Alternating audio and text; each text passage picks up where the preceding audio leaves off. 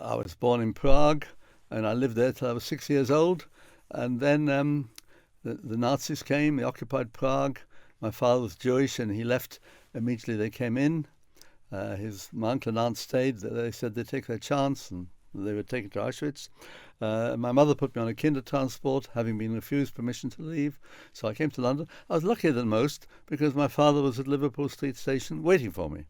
And some of them didn't see their parents ever again, or not till many years later. So I was lucky. And just to remind people who might not be familiar what the Kindertransport were. The Kindertransport were really trains organised to help mainly Jewish children from Germany, Austria and Czechoslovakia to come to Britain. Britain being the only country that would take them at that time.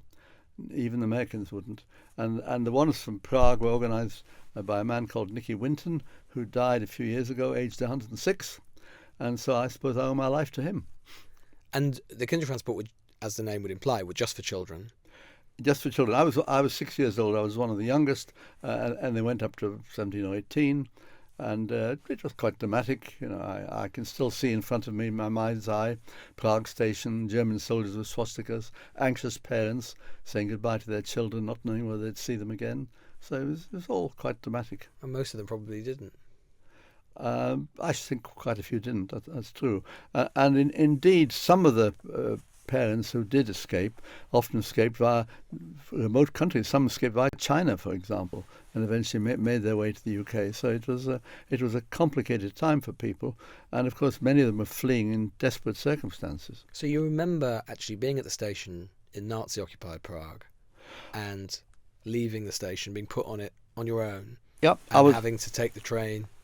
Well, there through were about France 200. Britain. There were about 200 others. But even before that, we'd had to tear a picture of the Czech President Beneš, out of our school books and stick in a picture of Hitler.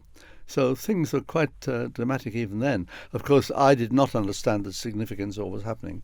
All I know is that when the train left Prague and after a day and a half we got to the Dutch border, and the older ones cheered because they were out of reach of the Germans.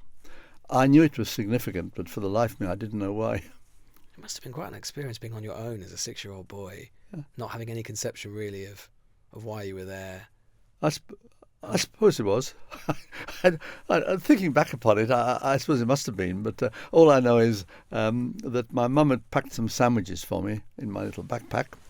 And when I got to London, apparently my father happily met me at Liverpool Street Station. And he looked at this and he said, "You haven't eaten a thing the whole 2 days."